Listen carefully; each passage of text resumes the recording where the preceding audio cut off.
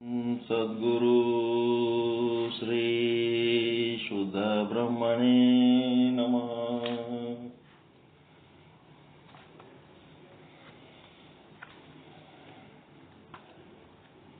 ಸಮಸ್ತ ಶುದ್ಧ ಬ್ರಹ್ಮ ಸ್ವರೂಪರಲ್ಲಿ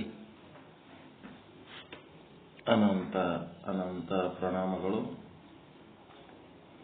ವ್ಯಾಸ ಭಗವಾನ್ ವಿರಚಿತ ಅಷ್ಟಾದಶ ಪುರಾಣಗಳಲ್ಲಿ ಶ್ರೀಮದ್ ಭಾಗವತವು ಒಂದು. ಅಷ್ಟಾದಶ ಪುರಾಣಗಳು ಓದಲಿಕ್ಕೆ ಆಗಲಿಲ್ಲ ಅಂದ್ರೂ ಕನಿಷ್ಠ ಭಾಗವತವನ್ನಾದರೂ ಓದಬೇಕು. ನಮ್ಮ ದೇಶದ ಸಂಸ್ಕೃತಿ ಸಂಬಂಧಪಟ್ಟಂತ ಎಲ್ಲ ವಿಚಾರಗಳನ್ನು ಇದರೊಳಗೆ ತುಂಬ್ಯಾರ. ಇದು ಒಟ್ಟು 18,000 ಶ್ಲೋಕಗಳು ಉಳ್ಳಂತ ದೊಡ್ಡ ಪುರಾಣ ಇದು. ಈ ಗ್ರಂಥವನ್ನ 5 ವಾಲ್ಯೂಮ್ಗಳಲ್ಲಿ 1000 ಪುಟದ 5 ವಾಲ್ಯೂಮ್ 5,000 ಪುಟದ ಗ್ರಂಥ ನಮ್ಮ ಹತ್ರ ಬಂದದ. 12 ಸ್ಕಂದಗಳದವ, 18,000 ಶ್ಲೋಕಗಳದವ. ಅದೆಲ್ಲ ನಾವು ಡಿಟೇಲ್ ಆಗಿ ಚಾಲು ಮಾಡಿಬಿಟ್ಟೇವಂತಂದ್ರೆ ಏನಾಗ್ತದ, ಏನ್ ಹೇಳಕತ್ತೀವಿ ಅಂತೇಳಿ ನಿಮಗೆ ಬೇಸರ ಆಗ್ತದ. ಅನ್ನೋದಕ್ಕೆ ನಾವೇನ್ ಮಾಡಿವಿ, ಮೊದಲು ಈ ಭಾಗವತದ ಮಹತ್ವ ತಿಳಿಲಿ ಅಂತೇಳಿ ಸಂಕ್ಷಿಪ್ತ ಭಾಗವತ ಹೇಳಕತ್ತೀವಿ. ಅದನ್ನ ಶಾರ್ಟ್ ಮಾಡಿ ಸಂಕ್ಷಿಪ್ತ ರೂಪದಲ್ಲಿ ಹೇಳಿ ಭಾಗವತ ಎಷ್ಟು ಮಹತ್ವ ಅದ, ನಮ್ಮ ಜೀವನಕ್ಕೆ ಉಪಯೋಗ ಆದ ಅಂತ ಹೇಳಿ ನಿಮಗೆ ಮನಗಾಣುವಂತೆ ಮಾಡಿ, ಆಮೇಲೆ ಅದು ಡಿಟೇಲ್ ಆಗಿ ಒಬ್ಬರು ದೊಡ್ಡ ಪಂಡಿತರು ಅದನ್ನು ವಿಶ್ಲೇಷಣೆ ಮಾಡ್ಯಾರ. ಅದನ್ನ ಸುಮ್ಮ ಕುಂತು ಕೇಳ್ಕೋತಿರ್ಬೇಕು. 3 ಭಾಗ ಮಾಡ್ಯಾರ ನಮ್ಮ ಆಯುಷ್ಯ. ಮನುಷ್ಯನ ಆಯುಷ್ಯ 30-35 ವರ್ಷದೊಳಗೆ ರಾಮಾಯಣ ಓದಿ ಮುಗಿಸಬೇಕು. ಈ ದೇಶದಾಗ ಹುಟ್ಟಿದ ಪ್ರತಿಯೊಬ್ಬ ಭಾರತೀಯ ಪ್ರಜೆ ರಾಮಾಯಣದ ಬಗ್ಗೆ ಜ್ಞಾನ ಇರಬೇಕು. ಮತ್ತೆ ಒಂದು 60-65 ವರ್ಷ ಅನ್ನೋದ್ರಾಗೆ ರಾಮಾಯಣ ಓದ್ಲಿಕ್ಕಾಗಿಲ್ಲ ಅಂದ್ರೂ ಮಹಾಭಾರತರೇ ಓದಬೇಕು. ಮತ್ತ ಮಹಾಭಾರತ ರಾಮಾಯಣ ಎರಡೂ ಓದ್ಲಕ್ಕಾಗಿಲ್ಲ ಅಂತಂದ್ರ 60-65 ವಯಸ್ಸಾದ್ಮೇಲೆ ಕೊನೆ ಉಸಿರು ಎಳೆಯುವ ತನಕನೂ ಈ ಭಾಗವತ ಹಿಡ್ಕೊಂಡು ಓದ್ತಾ ಇರಬೇಕು. ನಮ್ಮ ಕೊನೆ ಉಸಿರಿನಲ್ಲಿ ಭಗವಂತ ಇರಬೇಕು. ಇದ್ರೆ ನಮಗೆ ಭಗವಂತನ ಪ್ರಾಪ್ತಿ ಆಗ್ತದೆ. ಅದನ್ನ ಬಿಟ್ಟು ಕೊನೆ ಉಸಿರಿನಲ್ಲಿ ಸಂಸಾರ ಇಟ್ಕೊಂಡು ಹೋದೆವು ಅಂದ್ರೆ ಮುಂದಿನ ಜನ್ಮಕ್ಕೆ ಮತ್ತೊಂದು ಸಂಸಾರ ಗಂಟೆ ಬರ್ತದೆ. ಅದಕ್ಕೆ ಪರಮಾತ್ಮನ ಒಂದು ಸ್ಮರಣೆ ಮಾಡ್ತಾ ಮಾಡ್ತಾ ಆತನ ವಿಚಾರದಲ್ಲಿ ನಾವು ಮುಳುಗಿರಬೇಕು. ಈ ಶುಕ ಮಹರ್ಷಿಗಳು ಪರೀಕ್ಷಿತ ಮಹಾರಾಜನಿಗೆ ಮಾನವರ ಮೂಲ ಪುರುಷರಾದ 2 ಮಕ್ಕಳು, ಸ್ವಯಂಭೂ ಮನುವಿನ 2 ಮಕ್ಕಳ ಚರಿತ್ರೆ, ಪ್ರಿಯವೃತ ಮತ್ತು ಉತ್ಥಾನಪಾದ, ಇವರಿಬ್ಬರದು ಚರಿತ್ರೆಯನ್ನ ಹೇಳಿ, ಉತ್ಥಾನಪಾದನ ಪರಂಪರೆ ಧ್ರುವ, ಅಂಗರಾಜ, ವೇನ, ಋತುಚಕ್ರವರ್ತಿ, ಪ್ರಾಚೀನ ಬರ್ರಿ. ಪ್ರಿಯವೃತನ ಪರಂಪರೆಯಲ್ಲಿ ಆಗ್ನೇದ್ರ, ನಾಭಿರಾಜ, ಭರತ, ಈ ದೇಶವನ್ನು ಕಟ್ಟಿದ ರಾಜ ಅವನೇ ಜಡಭರತ. ಇದ್ರ ಬಗ್ಗೆ ಕಥೆ ಹೇಳಿ ಆ ಒಂದು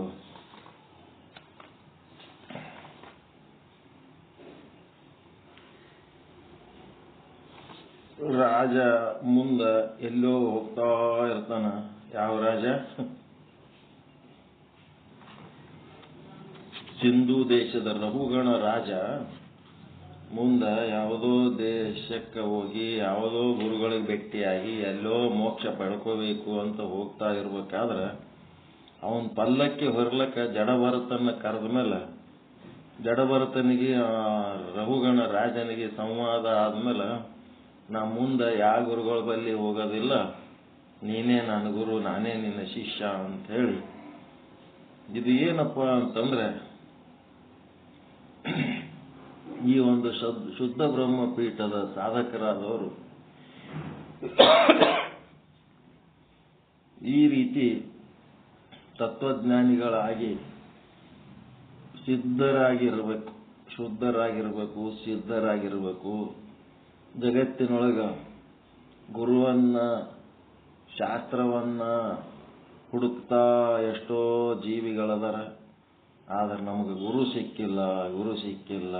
ಶಾಸ್ತ್ರ ಯಾವ್ದತ್ತ ಸರಿ ಗೊತ್ತಿದ್ರು ಓದ್ಲಿಕ್ಕಾಗ್ತಾ ಇಲ್ಲ, ಓದಿದ್ರೆ ತಿಳಿತಾ ಇಲ್ಲ. ಹಿಂಗೆಲ್ಲ ಬಹಳ ಕೊರತೆ ಒಳಗದಾರ. ಅವ್ರದ್ದು ಯಾವುದೋ ಪುಣ್ಯಕ್ಕೆ ಅಕಸ್ಮಾತ್ ನಿಮ್ಮ ಸಂಪರ್ಕಕ್ಕೆ ಬಂದ್ರೆ ಮುಂದೆ ಅವ್ರಿಗೆ ಇನ್ನೊಬ್ಬ ಗುರುವಿನ ಅವಶ್ಯಕತೆ ಇಲ್ಲ, ಇವರೇ ನನ್ನ ಗುರು ಅಂಥೇಳಿ ಅವರು ಒಪ್ಪಿಕೊಳ್ಳುವ ರೀತಿಯಲ್ಲಿ ನಿಮ್ಮ ಒಂದು ವ್ಯಕ್ತಿತ್ವ ನಿರ್ಮಾಣ ಆಗಬೇಕು. ಗುರುವಿನ ಅನ್ವೇಷಣೆ ಎಲ್ಲಿ ಮುಗಿಬೇಕು? ನಿಮ್ಮ ಪಾದಗಳಲ್ಲಿ ಮುಗಿದು ಬಿಡಬೇಕು. ಯಾರೇ ಗುರುವನ್ನು ಹುಡುಕ್ಲಕತ್ತಿದ್ರು ಅಂತಂದ್ರೆ ನಿಮ್ಮ ಮಾತು, ನಿಮ್ಮ ಒಂದು ಕೃತಿ, ಆಲೋಚನೆಗಳು ಇವೆಲ್ಲ ನೋಡಿ ಇವರನ್ನೇ ನನ್ನ ಗುರುವನ್ನಾಗಿ ಮಾಡ್ಕೋಬೇಕು ಅನ್ನೋಂಥ ಒಂದು ನಿರ್ಧಾರ ಅವರೊಳಗೆ ಬರುವ ರೀತಿಯಲ್ಲಿ ನಿಮ್ಮ ವ್ಯಕ್ತಿತ್ವ ಇರಬೇಕು. ಅದು ಆಗಬೇಕಾದ್ರೆ ಇಲ್ಲಿ ಹೆಂಗ ರೌಗಣ ರಾಜ ಜಡಭರತನ್ನೇ ತನ್ನ ಗುರು ಅಂತ ಹೆಂಗ್ ಮಾಡಿದ್ನಲ್ಲ, ಹಂಗ ಇದು ಸಂದೇಶ, ಇದು ಭಾಗವತದ ಸಂದೇಶ ಏನಂತಂದ್ರೆ ಯಾರು ಆಧ್ಯಾತ್ಮ ಜೀವಿಗಳದಾರ ಪ್ರತಿಯೊಬ್ಬರು ಗುರುಗಳೇ.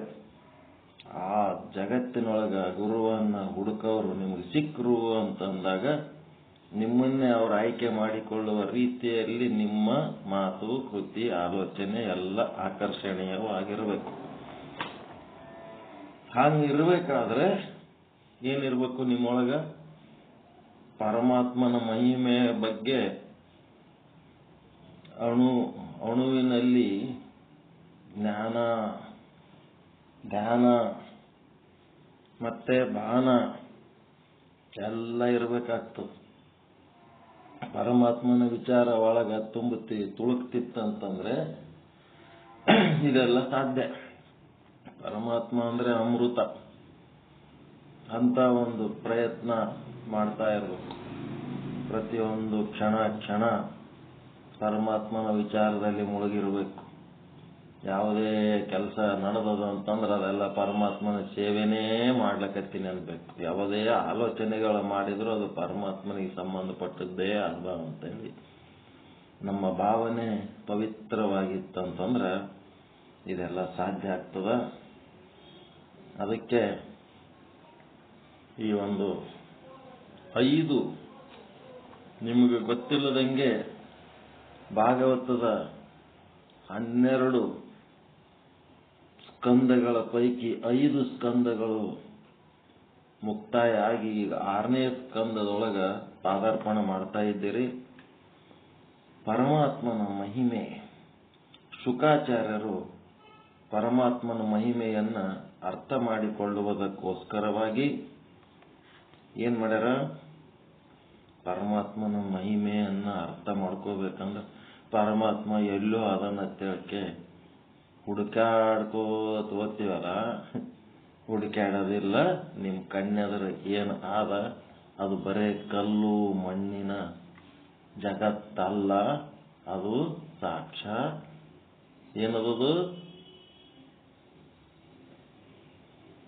ನಿಮ್ಮ ಕಣ್ಣೆದುರಿಗಿರುವ ಜಗತ್ತು ಏನದು? ಪರಬ್ರಹ್ಮ ಸ್ವರೂಪನೇ ಆದ.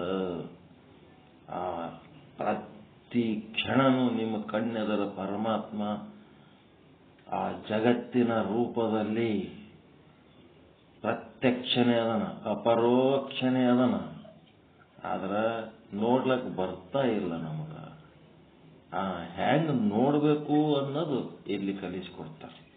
ಈ ಜಗತ್ತನ್ನ ಪರಬ್ರಹ್ಮ ಸ್ವರೂಪ ಅಂತ ಹೆಂಗ್ ನೋಡ್ಬೇಕು? ನಮ್ ಕಣ್ಣೆದುರು ಏನದ ಅದನ್ನ ದೇವ್ರಂತ ಅನ್ನೋದು ಬಿಟ್ಟು ಕಣ್ಣಿಗೆ ಕಾಣಿಸಲಾರದ ದೇವ್ರಿಗೆ ಹಿಡಿಕತ್ತು ಹೋಗ್ತೀವಲ್ಲ ನಾವು. ಕಂಡುದ ಹಿಡಿಯಲೊಲ್ಲದೆ ಕಂಡುದ ಹಿಡಿಯಲೊಲ್ಲದೆ ಏನ್ ಮಾಡ್ತೀವಿ? ವಚನ ಅದಲ್ಲ, ಯಾರಿಗೆ ಗೊತ್ತದದು? ಏನ್ ಕಣ್ಣೆದ್ರ ಕಾಣಿಸ್ತದ ಅದನ್ನ ಹಿಡ್ಕೊಂಡು ಸಾಧನೆ ಮಾಡೋದು ಬಿಟ್ಟು ಕಾಣದದನ್ನ ಅರಸುವುದು. ಅದು ವಚನ ಹೇಳ್ತೀನಿ ನೋಡ್ರಿ. ಕಣ್ಣೆದ್ರ ಏನ್ ಕಾಣ್ತದ ಅದನ್ನ ವಚನ ಹೇಳ್ತೀನಿ, ಒಂದ್ ಸೆಕೆಂಡ್.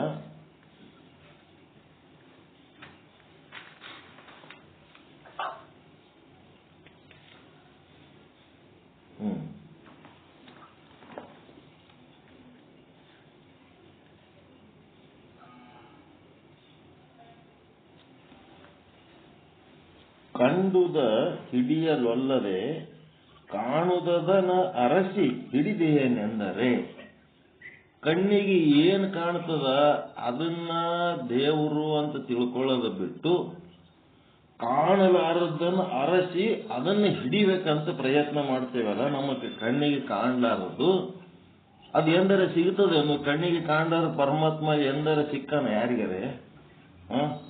ಸಿಕ್ಕದೆಂಬ ಬಳಲಿಕ್ಕೆ ನೋಡ. ಹಂಗ ಹುಡುಕೋತಾದ್ರ ಕಡೆಗೆ ಒಣ ಹೈರಾಣ ಆಗ್ತೀರಿ ಹೊರತು ಏನು ಸಿಗಂಗಿಲ್ಲ. ಇದು ಮ್ಯೂಟ್ ಮಾಡ್ಕೊರಿ, ಚಿವ್ ಹೊಲಕತ್ತ ನಿಮ್ಮ ಮೊಬೈಲ್ ಮ್ಯೂಟ್ ಮಾಡ್ಕೊರಿ. ಕಂಡುದ ಹಿಡಿಯಲೊಲ್ಲದೆ ಕಾಣುವುದ ನರಸಿ ಹಿಡಿದೆಯನೆಂದರೆ ಸಿಕ್ಕದೆಂಬ ಬಳಲಿಕೆ ನೋಡ. ನಾಗರತ್ನಮ್ಮವರೇ, ನಾಗರತ್ನಮ್ಮವ್ರು ಎಲ್ಲದರಿ? ಮ್ಯೂಟ್ ಮಾಡ್ಕೊಂಡಿಲ್ಲ.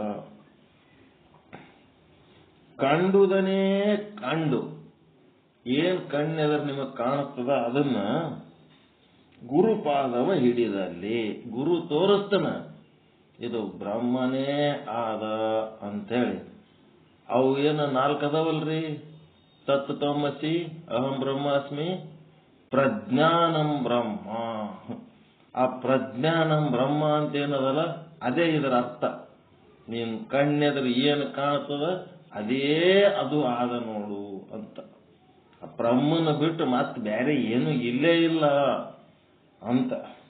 ಅದಕ್ಕೆ ಗುರುಪಾದ ಹಿಡಿಯೋದಂದ್ರೆ ಗುರು ತೋರಿಸ್ತಾನ ಈ ಬ್ರಹ್ಮಾಂಡನೇ ಬ್ರಹ್ಮ ಸ್ವರೂಪ ಅಂತ ತಿಳ್ಕೊಂಡು ಗುರುಪಾದವ ಹಿಡಿದಲ್ಲಿ ಕಾಣುವುದ ಕಾಣಬಹುದು ಗುಹೇಶ್ವರ.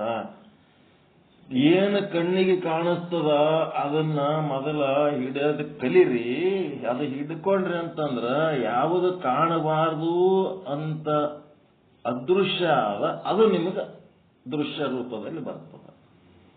ನೀವು ಕಂಡದ್ದನ್ನು ಅಲಕ್ಷ್ಯ ಮಾಡಿ ಕಾಣದ್ದನ್ನ ಹಿಡಿದಕ್ಕೆ ಹೋದ್ರಿ ಅಂತಂದ್ರೆ ಅದು ಎಂದೂ ಸಿಗಲ್ಲ. ಏನು ಕಣ್ಣಿಗೆ ಕಾಣ್ತದ ಮೊದಲ ಅದನ್ನ ಹಿಡೀರಿ, ಆಮೇಲೆ ಅದು ತಾನೇ ಬರ್ತದ. ಒಂದೇ ಬಾರಿಗೆ ನನಗೆ ಪ್ರಿನ್ಸಿಪಾಲ್ ಪೋಸ್ಟೇ ಬೇಕು ಅಂತಂದ್ರೆ ಸಿಗ್ಬೇಕಲ್ಲ. ಮೊದಲು ಲೆಕ್ಚರರ್ ಆಗಿ ಸೇರ್ ಅನುಭವ ಮಾಡ್ಕೊ, ಆಮೇಲೆ ಪ್ರಿನ್ಸಿಪಲ್ ಪೋಸ್ಟ್ ತಾನೇ ಬರ್ತದೆ ಸೀನಿಯಾರಿಟಿ ಪ್ರಕಾರ. ನಮಗೆ ಮೊದಲು ಲೆಕ್ಚರರ್ ಪೋಸ್ಟ್ ಖಾಲಿ ಅದ ಜಾಯಿನ್ ಆಗಂದ್ರೆ ಇಲ್ಲ ನನಗೆ ಪ್ರಿನ್ಸಿಪಾಲ್ ಪೋಸ್ಟೇ ಬೇಕು ಲೆಕ್ಚರರ್ ವಾಲ್ಯ ಅಂತಂದ್ರ ಹಿಂಗೆ ಖಾಲಿ ಕುಂದಿರ್ಬೇಕಾಗ್ತದೆ. ಹಾಗಿದು ಏನದ ದೃಶ್ಯವನ್ನು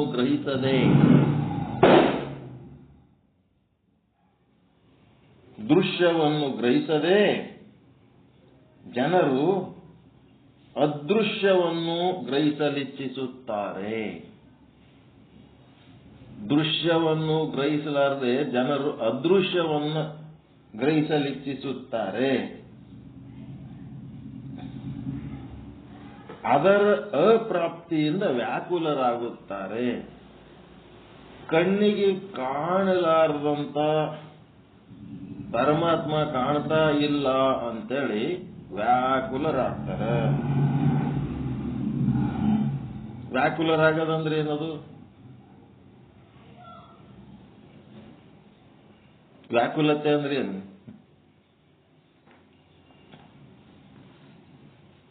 ಅದರ ಬಗ್ಗೆ ಪರಿಪೂರ್ಣ ಆಸಕ್ತಿ ಹೆಣ್ಣು ಮಗಳದಳ ಏನ್ ಮಾಡ್ಯಾಳ? ಅರಿಶಿಣವನ್ನೇ ಮಿಂದು ಒಂದೊಡಿಗೆಯೇ ತೊಟ್ಟು ಚಂದ ಅರಿಶಿಣ ನೀರಿಂದು ಜಳಕ ಮಾಡ್ಯಾಳ. ಎಣ್ಣೆ ಹಾಕೊಂಡು ಚಂದ ಲವಲವ ಲವಲವ ಅದಳ. ಚಂದ ರೇಷ್ಮೆ ಸೀರೆ ಉಟ್ಕೊಂಡಾಳ, ಸಿಂಗಾರ ಮಾಡ್ಕೊಂಡಾಳ. ಮಾಡ್ಕೊಂಡ್ಮೇಲೆ ಆಕಿ ಒಳಗೆ ಏನದ ವ್ಯಾಕುಲತೆ? ಆ ಚಂದ ಮಾಡ್ಕೊಂಡು ಯಾರ ಸಲ ಮಾಡ್ಕೊಂಡಾಳ?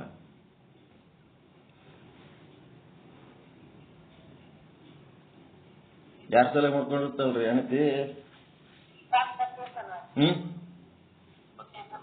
ಗಂಡನ ಸಲುವಾಗಿ, ಪತಿದೇವರ ಸಲುವಾಗಿ. ಅರಿಶಿಣವನ್ನೇ ಮಿಂದು.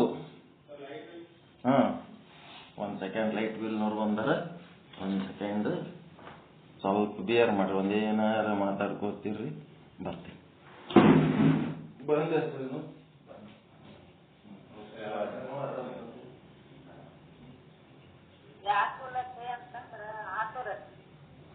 ವ್ಯಾಕುಲತೆ ಅಂದ್ರೆ ಉದಾಹರಣೆಗೆ ನಮ್ಮ ಇವರು ರಾಮಕೃಷ್ಣ ಪರಮಹಂಸರು ಇವತ್ತು ದೇವಿಯ ದರ್ಶನ ಆಗ್ಲಿಲ್ಲ ಅಂತಂದ್ರೆ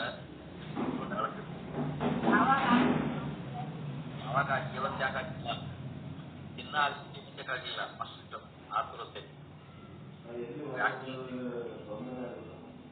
ಭಗವಂತನ ಬಗ್ಗೆ ಬರೀಲೇಬೇಕು. ತ್ವರಿತ ಯಾಕಿಲ್ಲ, ಯಾಕೆ ತೋರಿಸ್ತೀನಿ ನನಗೆ.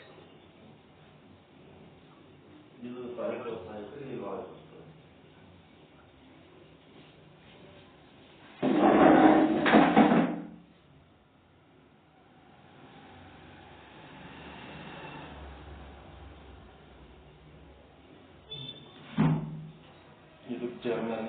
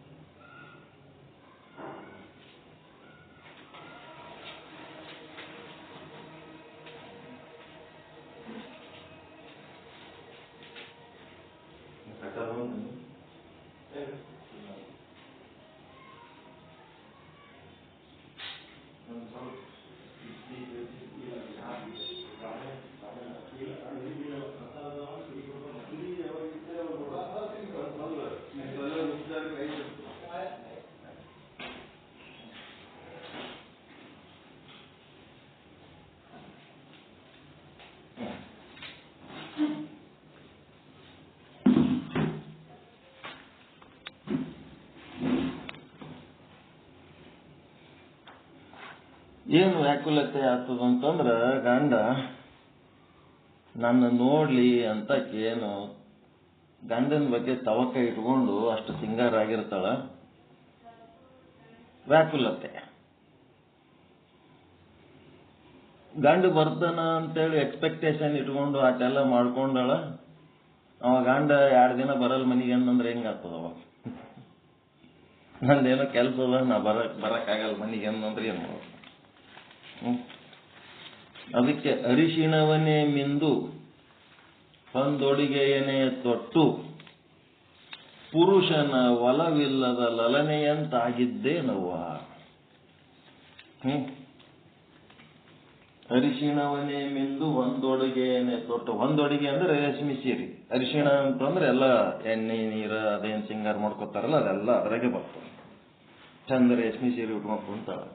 ಗಂಡ ಬರ್ಲಿ ಅಂತೇಳಿ ಅವ ಗಂಡ ಇಲ್ಲ ಬರಕ್ಕಾಗಲ್ಲ, 1-2 ದಿವಸ ನಾ ಬೇರೆ ಕಡೆ ಅದೀನಿ, ಹೋಗಿ ಬರಕ್ಕಾಗಲ್ಲ ಅಂದ್ರೆ ಮುಗಿಯತ್ತು. ಅದಕ್ಕೆ ವಚನ ಇದು, ಅಕ್ಕಮಹಾದೇವಿ ವಚನ ಏನಂತ? ಅರಿಶಿಣವನ್ನೇ ಮಿಂದು ಒಂದೊಡಿಗೆಯೇ ತೊಟ್ಟು ಪುರುಷನ ಒಲವಿಲ್ಲದ ಲಲನೆಯಂತಾಗಿದ್ದೇನವ್ವ.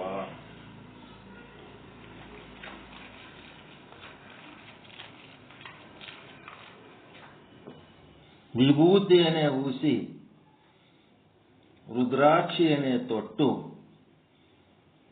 ಚನ್ನ ಮಲ್ಲಿಕಾರ್ಜುನ ನಿನ್ನ ಸುಳಿವಿಲ್ಲದಂತಾಗಿತ್ತೇನಯ್ಯ. ವಿಭೂತಿ ಹಚ್ಕೊಂಡೀನಿ, ರುದ್ರಾಕ್ಷಿ ಅಷ್ಟಾವರಣ ಸಂಪನ್ನಳಾಗಿ ಕುಂತೀನಿ ಪೂಜೆ ಮಾಡ್ಕೊತ, ನಿಂದು ಸುಳಿವೇ ಇಲ್ಲಲ್ವ ಮಾರಾಯ, ಎಲ್ಲದಿ ನೀನು? ಹಂಗೇನಾರು ಲಿಂಗ ಪೂಜೆ ಮಾಡ್ಕೊಳಗ ಯಾರಿಗಾರಿ ಆಗ್ಯದ ನಂಗೇನಾರು?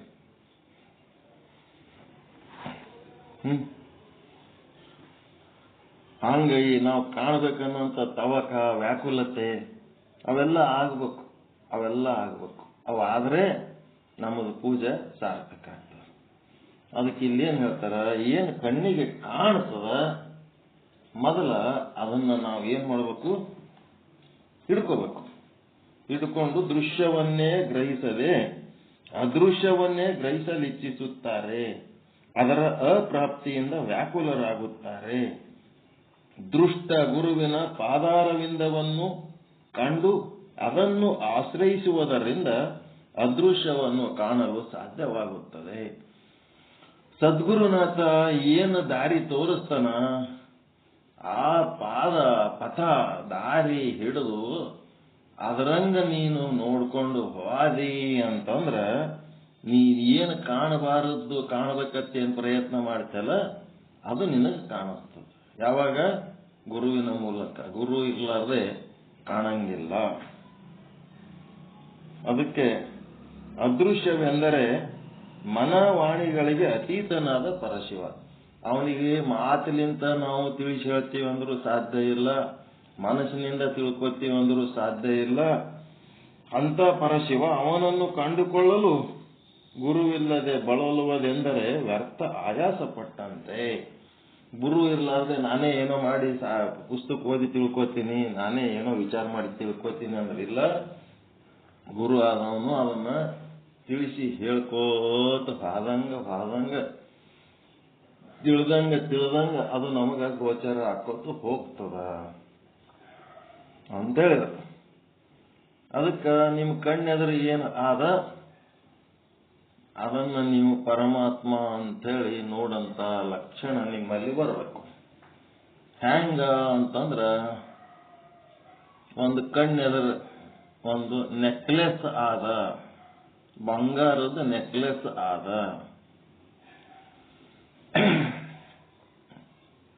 ಆ ನೆಕ್ಲೆಸ್ ನೀವೇನಂತೀರಿ, ಇದು ಏನು ಅಂತ ಕೇಳಿದ್ರೆ ನೆಕ್ಲೆಸ್ ಅಂತೀರಿ ನೀವು. ಅದಕ್ಕೆ ನಾವೇನಂತೀವಿ? ಬಂಗಾರ ಅಂತೀವಿ ನಾವು. ಬಂಗಾರ ಅನ್ನೋದು, ನೆಕ್ಲೆಸ್ ಅನ್ನೋದು ಯಾವುದು ಸತ್ಯ, ಯಾವುದು ಮಿಥ್ಯ?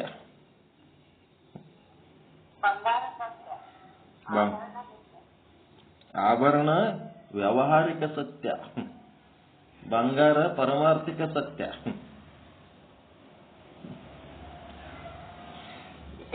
ಆಭರಣ ಈ ಸದ್ಯಕ್ಕೆ ಅದ ಅಲ್ಲ, ನೆಕ್ಲೆಸ್ ರೂಪದಾಗ ಅದ ಅಲ್ಲ. ನೆಕ್ಲೆಸ್ ಇದ್ದದ್ದು ಸುಳ್ಳಲ್ಲ, ಆದ್ರೆ ವ್ಯಾವಹಾರಿಕ. ಯಾವಾಗ ಬಂಗಾರದ ಜ್ಞಾನ ಆತದ ಆವಾಗ ಅಲ್ಲಿ ನೆಕ್ಲೆಸ್ ಇಲ್ಲ. ಬಂಗಾರದ ಜ್ಞಾನ ಎಲ್ಲಿ ತನ ಆಗಲ್ಲ ಅಲ್ಲಿ ತನಕ ಅದು ನೆಕ್ಲೆಸ್ ಅನಿಸ್ಕೊತು. ನಿಮ್ಗೆ ಯಾವಾಗ ಇದು ಬಂಗಾರದ ಜ್ಞಾನ ಬಂತು ಆವಾಗ ನೀವು ನೆಕ್ಲೆಸ್ ಅನ್ನೋದು ಬಿಟ್ಬಿಡ್ತೀರಿ, ಬಂಗಾರ ಅಂತೀರಿ ಅದಕ್ಕೆ. ಹಂಗ ಇಲ್ಲೇನದ ಜಗತ್ತಿನೊಳಗ ನಾಮ ರೂಪ ಕ್ರಿಯೆ ಇದೆಲ್ಲ ಆಭರಣ ಇದ್ದಂಗೆ. ಆ ನಾಮ ರೂಪ ಕ್ರಿಯೆ ನೆಕ್ಲೆಸ್ ಇಂದ ಡಿಸೈನ್ ಬಿಟ್ಟು ನೋಡಿದ್ರೆ ಅದು ಏನದ? ನೆಕ್ಲೆಸ್ ಇಂದ ಡಿಸೈನ್ ಬಿಟ್ಟು ನೋಡಿದ್ರೆ ಅದೇನದ? Design ಇದ್ದಕ್ಕ necklace ಅನಿಸ್ಕೊಂಡದ. ಆ ಡಿಸೈನ್ ಬಿಟ್ಟು ನೋಡ್ರಿ ಏನದು? ಬಂಗಾರನೇ ಅದ. ಹಂಗ ಇಲ್ಲಿ ನಾಮ ರೂಪ ಕ್ರಿಯೆ ಬಿಟ್ಟು ನೋಡ್ರಿ ಬ್ರಹ್ಮನೇ ಅದ, ಪರಮಾತ್ಮನೇ ಅದ. ಈ ಕಂಬಿ ಗುರುಗಳನ್ನ ನಾಮ ರೂಪ ಕ್ರಿಯೆಯಿಂದ ನೋಡಿದ್ರೆ ನೆಕ್ಲೆಸ್ ಇದ್ದಂಗ. ಅವ್ರದ್ದು ನಾಮ ರೂಪ ಕ್ರಿಯೆ ಬಿಟ್ಟು ನೋಡಿದ್ರೆ ಏನದಾರ? ಪರಮಾತ್ಮನೇ ಅದಾರ. ಮತ್ತ ಅವ್ರ ಆಟೆ ಪರಮಾತ್ಮ ಅದಾರ, ನೀವು ಅಲ್ಲ, ನೀವು ಪರಮಾತ್ಮನೇ. ಎಲ್ಲನೂ ಒಂದು ಕಲ್ಲು ಕೂಡ ಪರಮಾತ್ಮನೇ. ಹ್ಯಾಂಗ್ರಿ ಅಂತ ಕೇಳಿದ್ರ ಕಲ್ಲು ಇದೇನು ಅಂತ ಕೇಳಿದ್ರಿ ಏನಂತೀರಿ ನೀವು? ಒಂದು ಕಲ್ಲು ತೋರಿಸಿ ಇದೇನಪ್ಪ ಅಂತಂದ್ರೆ ಕಲ್ಲು ಇದೆ ಅಂತೀರಿಲ್ಲ, ಕಲ್ಲದ ಅದು ಅಂತೀರಿ. ಕಲ್ಲು ಅನ್ನೋದೇನದ ನಾಮರೂಪ, ಇದೇ ಅಂತ ಏನದಲ್ಲ ಅದು ಬ್ರಹ್ಮ. ಬ್ರಹ್ಮನೇ ಕಲ್ಲಿನ ರೂಪದಲ್ಲಿ ಇದ್ದಾನೆ. ಕಂಬಿ ಪ್ರಕಾಶ್ ಅವರು ಇದ್ದಾರೆ ಅಂತಂದ್ರೇನು? ಕಂಬಿ ಪ್ರಕಾಶ್ ಅನ್ನೋದು ನಾಮರೂಪ, ಇದ್ದಾರೆ ಅನ್ನೋದು ಬ್ರಹ್ಮ. ಬ್ರಹ್ಮನೇ ಕಂಬಿ ಪ್ರಕಾಶ ರೂಪದಲ್ಲಿ ಇದ್ದಾರೆ. ಅದಕ್ಕೆ ನಾನು ಬ್ರಹ್ಮನೇ ಇದ್ದೇನೆ, ಎಲ್ಲದೂ ಬ್ರಹ್ಮನೇ ಆಗಿದೆ. ಇದನ್ನ ಕಲಿಬೇಕು. ಒಬ್ಬನೇ ಬ್ರಹ್ಮ, ಎಲ್ಲವೂ ತಾನೇ ಆಗಿ ನಿಂತಾಗ ಭಿನ್ನ ಅಂತೆ ಅನ್ನೋದು ಎಲ್ಲಿ ಬರ್ಲಿಕ್ಕೆ ಸಾಧ್ಯ ಅದ? ನಾಮರೂಪಗಳನ್ನು ನೋಡಿದಾಗ ಭಿನ್ನತೆ, ಒಳಗಿರುವ ಆತ್ಮ ನೋಡಿದ್ರೆ ಒಂದೇ ಅದು. ಆತ್ಮದಲ್ಲಿ ಅಭಿನ್ನ, ನಾಮರೂಪದಲ್ಲಿ ಭಿನ್ನ ಭಿನ್ನ ಅಷ್ಟೇ. ಅದಕ್ಕಿಲ್ಲಿ ಪರಮಾತ್ಮನ ಮಹಿಮೆ ತಿಳ್ಕೋಬೇಕಾದ್ರೆ ಎಲ್ಲೋ ಕಣ್ಣಿಗೆ ಕಾಣಲಾರದ ದೇವರ ವರ್ಣನೆ ಮಾಡಿ ಪರಮಾತ್ಮನ ಮಹಿಮೆ ತಿಳಿಸಿಲ್ಲ. ಈ ಭಾಗವತದೊಳಗ ಕಣ್ಣೆದರಿಗೆ ಕಾಣುವ ಜಗತ್ತನ್ನೇ ತೋರಿಸಿ ಪರಮಾತ್ಮ ಅಂತ ತಿಳಿಸ್ಲಕತ್ತಾರ. ಪರಮಾತ್ಮ ಸತ್ಯನೋ? ಈಗ ಜಗತ್ತದಲ್ಲ, ಜಗತ್ತ ಸತ್ಯನೋ ಮಿಥ್ಯನೋ?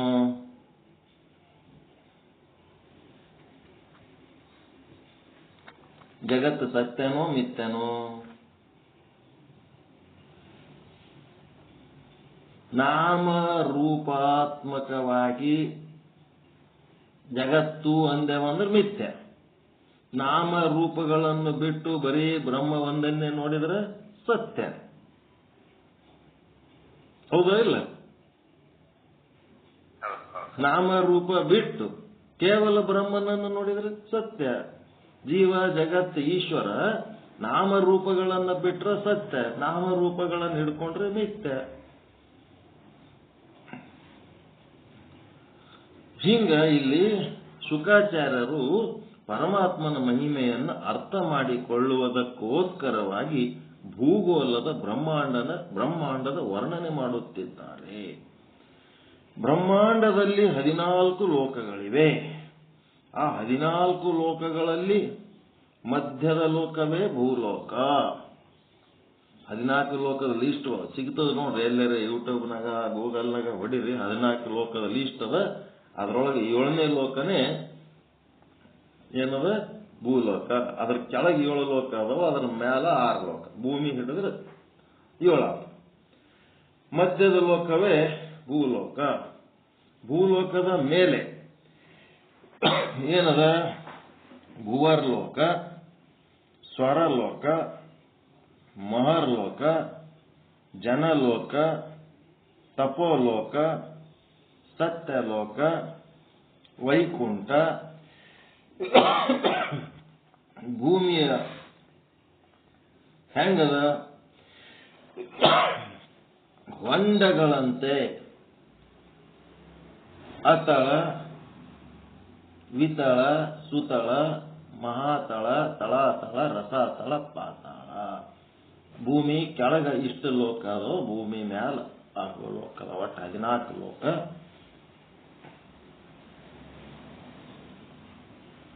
ಈ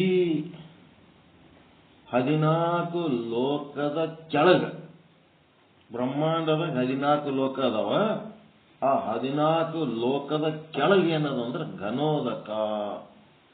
ಘನೋದಕ ಅಂದ್ರೆ ಭಯಂಕರ ಜಲರಾಶಿ, ಸಮುದ್ರ. ಈ ಪ್ರಕಾರ ಬ್ರಹ್ಮಾಂಡದೊಳಗೆ 14 ಲೋಕಗಳನ್ನ ಭಗವಂತ ಸೃಷ್ಟಿ ಮಾಡಿದ್ದಾನೆ.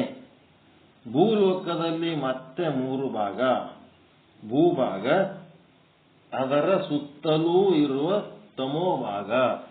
ಭೂಮಿ ಅದ, ಮತ್ತೆ ಭೂಮಿ ಸುತ್ತ ಕತ್ತಲ, ಮತ್ತೆ ಕತ್ತಲಿನ ಸುತ್ತ ಜಲಭಾಗ. ಹಿಂಗ ಭೂಮಿ ಸುತ್ತ ಕತ್ತಲದ, ಕತ್ತಲಿನ ಸುತ್ತ ಜಲಭಾಗ.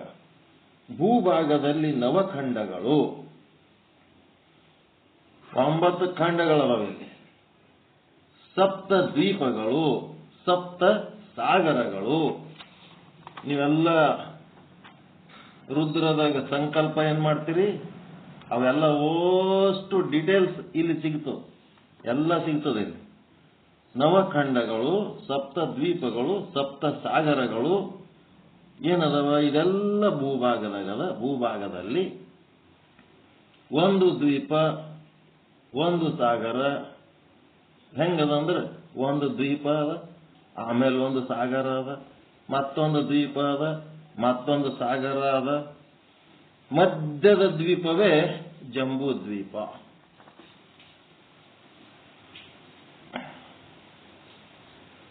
ಸಪ್ತ ದ್ವೀಪಗಳು, ಸಪ್ತ ಸಾಗರಗಳು. ದ್ವೀಪ ಅಂದ್ರೆ ಸುತ್ತ ನೀರ, ನಡಬರ್ಕ ಭೂಮಿ. ನಡಬರ್ಕ ಒಂದು ಭೂಮಿ ಅದ, ಅದ್ರ ಸುತ್ತ ಸಮುದ್ರ ಅದ. ಆಮೇಲೆ ಮತ್ತ ಭೂಮಿ ಒಂದಿಟ್ಟು ಮ್ಯಾಲ ತೇಲದ, ಮತ್ತ ಅದ್ರ ಸುತ್ತ ಸಮುದ್ರ ಅದ. ಮತ್ತೊಂದಿಟ್ಟು ಭೂಮಿ ತೇಲದ, ಮತ್ತ ಸಮುದ್ರ ಅದ. ಹಿಂಗ ಈ ಎಲ್ಲದರ ಮಧ್ಯೆ ಸೆಂಟರ್ನಾಗ ಇರೋದು ಯಾವ್ದಂದ್ರೆ ಜಂಬೂ ದ್ವೀಪ. ಅದರ ಸುತ್ತಲೂ ಜಂಬೂ ದ್ವೀಪದ ಸುತ್ತ ಏನದಂದ್ರೆ ಲವಣ ಸಮುದ್ರ. ಲವಣ ಸಮುದ್ರ, ಉಪ್ಪಿನ ನೀರಿರಂತ ಸಮುದ್ರ. ಅದರ ಸುತ್ತಲೂ ಲಕ್ಷದ್ವೀಪ, ಅದರ ಸುತ್ತಲೂ ಇಕ್ಷು ಸಮುದ್ರ. 7 ದ್ವೀಪಗಳು, 7 ಸಮುದ್ರಗಳು ವಲಯಾಕಾರವಾಗಿವೆ. ದ್ವೀಪ ಸಮುದ್ರ, ದ್ವೀಪ ಸಮುದ್ರ, ದ್ವೀಪ ಸಮುದ್ರ. ರಿಂಗ್ ಇದ್ದಂಗ. ಸೆಂಟರ್ನಾಗ ಜಂಬೂ ದ್ವೀಪ ಅದ, ಅದ್ರ ಸುತ್ತ ನೀರದಾವ. ಆ ನೀರ್ ಆದ್ಮೇಲೆ ಮತ್ತ ಭೂಮಿ ಕಾಣಿಸ್ತದ ಮ್ಯಾಲ ಸುತ್ತ. ಆ ಭೂಮಿ ಕಂಡ ಮೇಲೆ ಅದರ ಸುತ್ತ ಮತ್ತೆ ನೀರದ. ಮತ್ತೊಂದಿಷ್ಟು ಭೂಮಿ ಕಾಣಿಸ್ತದ, ಮತ್ತ ಅದ್ರ ಸುತ್ತ ನೀರದ. ಹಿಂಗ 7 ದ್ವೀಪಗಳು, 7 ಸಮುದ್ರಗಳು. ಅದಕ್ಕೆ 7 ದ್ವೀಪಗಳು ಯಾವುವು ಅಂತಂದ್ರೆ ಜಂಬೂ ದ್ವೀಪ. ಪೆನ್ನ ಕಾಪಿ ತಗೊಂಡು ಬರ್ಕೊಳ್ರಿ. ಜಂಬೂ ದ್ವೀಪ, ಬ್ರಾಕೆಟ್ನಾಗ ದೇಶ ಬರ್ಕೋಬೇಕು, ಯಾವ ದೇಶ ಅಂತ. ಸೆಂಟರ್ನಾಗ ಇದ್ದದ್ದು ಜಂಬೂ ದ್ವೀಪ. ಯಾವ ದೇಶ ಇದು?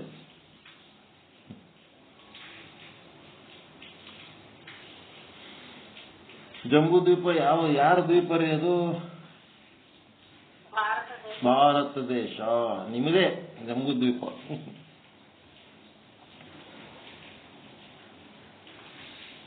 ಮುಂದ ಪ್ಲಕ್ಷದ್ವೀಪ.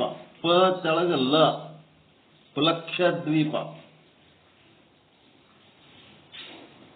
ಭಾರತದಕ್ಕಿಂತ ಇನ್ನ ವಿಶಾಲವಾಗಿ ಸುತ್ತ ನೀರದ, ಇನ್ನ ಒಂದ್ ಸ್ವಲ್ಪ ದೊಡ್ಡದದ ರಿಂಗ್.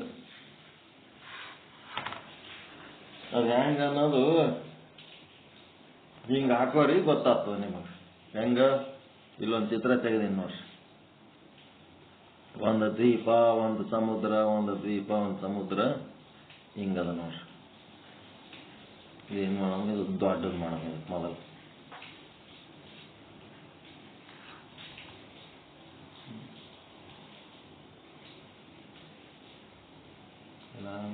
ಏನಾಯ್ತಲ್ಲ ಇದು?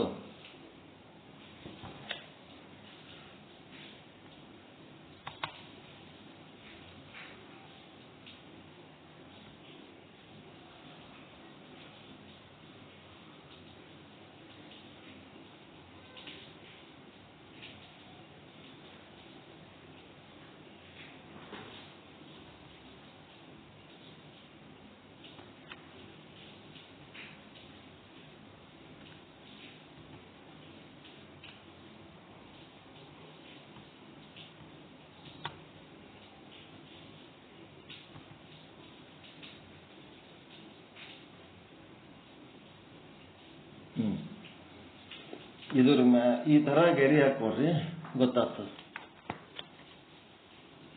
ಒಂದು ನೀಲಿ ಚಿತ್ರ ಕಾಣಿಸ್ತದ. ಸೆಂಟರ್ನಾಗ ಜಂಬೂ ದ್ವೀಪ, ಸುತ್ತ ಸಮುದ್ರ, ಮತ್ತೊಂದಿಷ್ಟು ಭೂಮಿ, ಮತ್ತ ಸಮುದ್ರ, ಮತ್ತ ಭೂಮಿ, ಮತ್ತ ಸಮುದ್ರ, 7 ರೀತಿ ಭೂಮಿ, 7 ರೀತಿ ಸಮುದ್ರಗಳು. ಇದೇನು ಕ್ಲಿಯರ್ ಕಾಣಿಸ್ತದ? ಇಲ್ಲ. ಸೆಂಟರ್ನಾಗ ಜಂಬೂ ದ್ವೀಪ, ಅದ್ರ ಸುತ್ತ ಸಮುದ್ರ, ಮತ್ತ ಅದ್ರ ಸುತ್ತ ಮತ್ತೊಂದು ಬೇರೆ ಕಲರ್ ಇಂದ ಗೆರಿ ಹೊಡ್ಕೊರಿ, ಅದು ಭೂಮಿ, ಅದು ಏಷ್ಯಾ ಖಂಡ. ಅದಾದ್ಮೇಲೆ ಮತ್ತೊಂದು ಸಮುದ್ರ, ಅದಾದ್ಮೇಲೆ ಮತ್ತೆ ಭೂಮಿ, ಮತ್ತೆ ಸಮುದ್ರ, ಹಿಂಗ.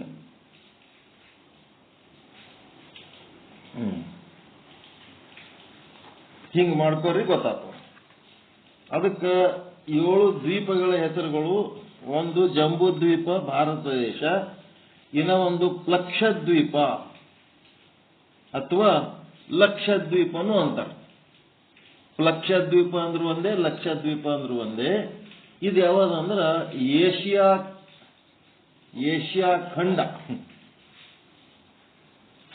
ಏಷ್ಯಾ ಖಂಡ ಎರಡನೇದ್ದು.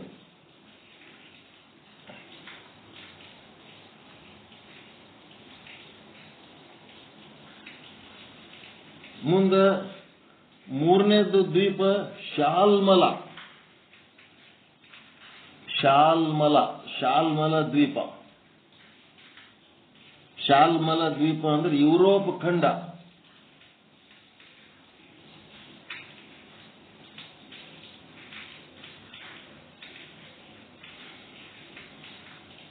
ಶಾಲ್ಮಲ ಅಂದ್ರೆ ಯುರೋಪ್ ಖಂಡ.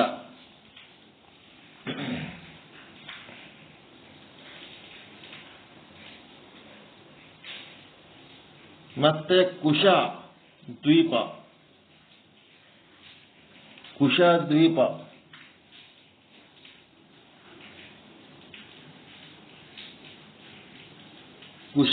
ಮತ್ತಿದು ಭಾರತ ದೇಶಕ್ಕೆ ಬರ್ತದೆ. ಅದು ಬಹಳ ವಿಶಾಲ ಭಾರತ ದೇಶ. ಮಧ್ಯದಲ್ಲಿ ಸಮುದ್ರ ಇದ್ದು ದ್ವೀಪಗಳು ದಾಟಿ ಹೋಗಿ ಭಾರತ ವಿಸ್ತಾರ ಇದ್ದಂಥದ್ದು. ಕುಶ ದ್ವೀಪ, ಅಲ್ಲಿ ಭಾರತನೇ ಬರ್ತವೆ. ಮತ್ತೆ ಕ್ರೌಂಚ ದ್ವೀಪ ಅಂತಂದ್ರ ಜರ್ಮನಿ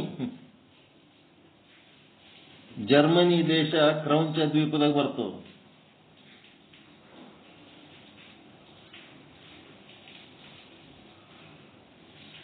ಶಕದ್ವೀಪ ಅಂತ ಬರ್ತದೆ. ಶಕದ್ವೀಪ ಅದು ಬ್ರಿಟನ್, ಅದು ಅವ್ರ ಖಂಡದಾಗ ಬರ್ತದೆ. ಮತ್ತೆ 7ನೇದ್ದೇನದ ಪುಷ್ಕರ ದ್ವೀಪ ಅಂದ್ರೆ ಐಸ್ಲ್ಯಾಂಡ್. ಜಂಬೂ ದ್ವೀಪ, ಲಕ್ಷದ್ವೀಪ,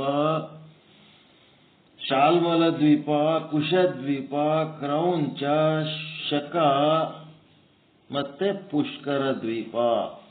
ಇವು ಭಾರತ ದೇಶ, ಏಷ್ಯಾ ಖಂಡ, ಯುರೋಪ್, ಮತ್ತೆ ಭಾರತ, ಮತ್ತೆ ಜರ್ಮನಿ, ಬ್ರಿಟಿಷು, ಐಸ್ಲ್ಯಾಂಡು, ಹಿಂಗೆಲ್ಲ ಆ ದೇಶಗಳಿಗೆ ಹೆಸರುಗಳು ಅದಾವ. ಮುಂದೆ 7 ದ್ವೀಪ ಆದ್ಮೇಲೆ 7 ಸಮುದ್ರಗಳು ಅದಾವ. ನಡ್ಬರ್ಕ್ 7 ಸಮುದ್ರ ಅದಾವ. 7 ಸಮುದ್ರಗಳ ಹೆಸರು ಯಾವುವು ಅಂತಂದ್ರ ಲವಣ ಸಮುದ್ರ ಆದ್ಮೇಲೆ ಇಕ್ಷು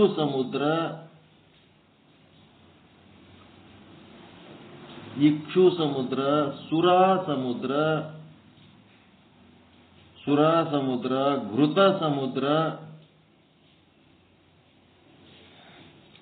ಘೃತ ಸಮುದ್ರ ಆದ್ಮೇಲೆ ದಧಿ ಸಮುದ್ರ ಅನ್ರಿ, ಸಾಗರ ಅನ್ರಿ, ಏನ್ ತೊಂದ್ರೆ ಇಲ್ಲ. ಘೃತ ಸಾಗರ, ದಧಿ ಸಾಗರ, ಮತ್ತೆ ಕ್ಷೀರ ಸಮುದ್ರ, ಮತ್ತೆ ಶುದ್ಧೋದಕ. ಹಿಂಗ 7 ರೀತಿ ಸಮುದ್ರಗಳವ.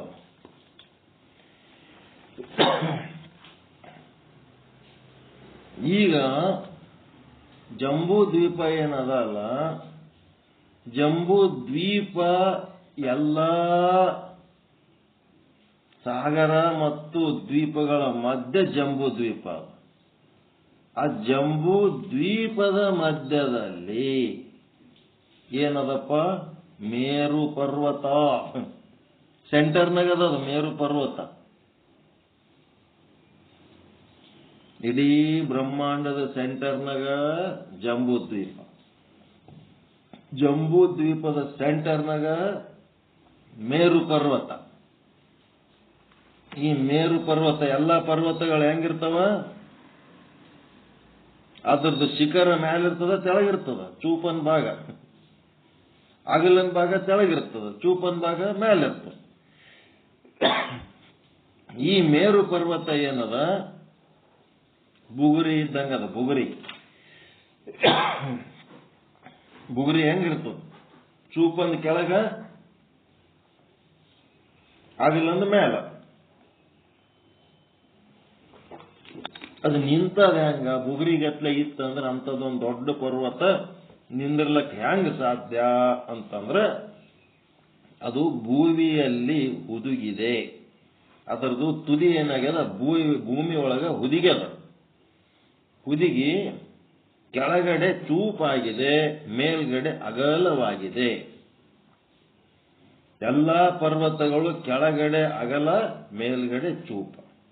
ಆದರೆ ಮೇರು ಪರ್ವತ ಏನದ? ಮೇಲ್ಗಡೆ ವಿಶಾಲವಾಗಿದೆ, ಕೆಳಗಡೆ ಚೂಪಾಗಿದೆ.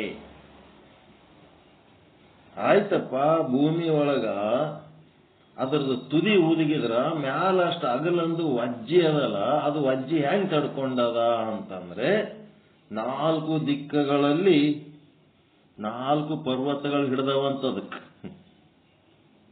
4 ದಿಕ್ಕುಗಳಲ್ಲಿ ಆ ಜಂಬೂ ದ್ವೀಪದ ಮಧ್ಯದಲ್ಲಿರುವ ಮೇರು ಪರ್ವತವನ್ನ 4 ಪರ್ವತಗಳು ಸಪೋರ್ಟ್ ಮಾಡ್ಯಾವಂತ. 4 ದಿಕ್ಕುಗಳಲ್ಲಿ ಅವಷ್ಟಂಬ ಪರ್ವತಗಳಿವೆ. 4 ದಿಕ್ಕುಗಳಲ್ಲಿ 4 ಕಡೆ ಹಿಡಿದವ. ಬುಗುರಿ ಉಲ್ಟಾ ಇದ್ದು ಅದಕ್ಕೆ 4 ಪರ್ವತಗಳು ಯಾವ್ಯಾವ ಅಂದ್ರೆ, ಒಂದನೇದ್ದು ಮಂದರ ಪರ್ವತ.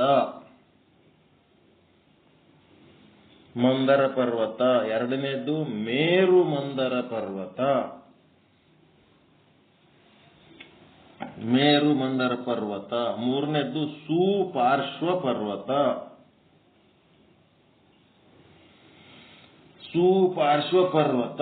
ನಾಲ್ಕನೇದ್ದು ಕುಮುದಾ ಪರ್ವತ. ಅದು ಏನ್ ಮಾಡ್ಯದಂತಂದ್ರ ಅದು ಇವಕ್ಕ ಆನಿಸ್ಕೊಂಡು ಕೂತದ. ಯಾವ್ದದು? ಮೇರು ಪರ್ವತ, ಕುಮುದಾ ಪರ್ವತ. ಇವುಗಳಿಗೆ ಆನಿಸಿಕೊಂಡು ಮೇರು ಪರ್ವತ ಇದೆ. ಆ ಮೇರು ಪರ್ವತ ಎದಕ್ಕೆ ಯೂಸ್ ಮಾಡಿದ್ರು ಒಂದು ಕಾಲಕ್ಕ?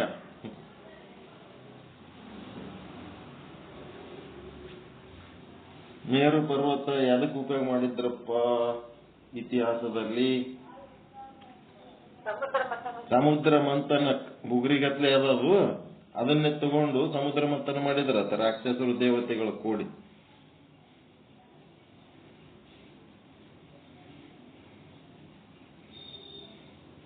ಅದೇ ಹಂಗ್ರಿ ಅಂತೇಳಿ ಬರ್ತದಿಲ್ಲ ಪ್ರಶ್ನೆ? ಏನ್ ಬರಲ್ಲ?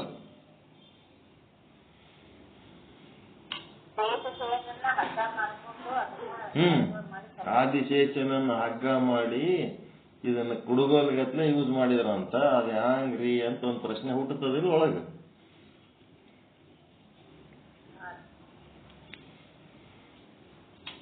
ಅದಕ್ಕಿದು ಇಂಥವೆಲ್ಲ ಎಲ್ಲಿ ಬರೀತಾರ?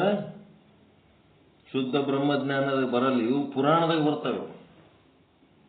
ಪುರಾಣದಾಗ ಮೂರ್ಖರಿಗೆ ಹುಚ್ಚರಿಗೆ ನಂಬಿಸೋದ್ರ ಸಲುವಾಗಿ ಸುಳ್ಳ ಹೇಳಿ ಅವರಿಗೊಂದು ಶ್ರದ್ಧೆ ದಾರಿ ಒಳಗೆ ತರೋದಕ್ಕಿಂತವೆಲ್ಲ ಹೇಳ್ಬೇಕಾಗ್ತವೆ. ಪುರಾಣ ಅಂದ್ರೆ ಪೂ ಅಂದ್ರೆ ಖುಷಿ, ರಾಣ ಅಂದ್ರೆ ಸಿಕ್ಕಾಪಟ್ಟೆ. ಸಿಕ್ಕಾಪಟ್ಟೆ ಸುಳ್ಳು ಹೇಳಿ ಒಪ್ಪಿಸ್ಬೇಕು. ಯಾಕಂದ್ರೆ ಸುಮ್ಮನೆ ಸೀದಾ ಹೇಳಿದ್ರೆ ನಂಬಂಗಿಲ್ಲ.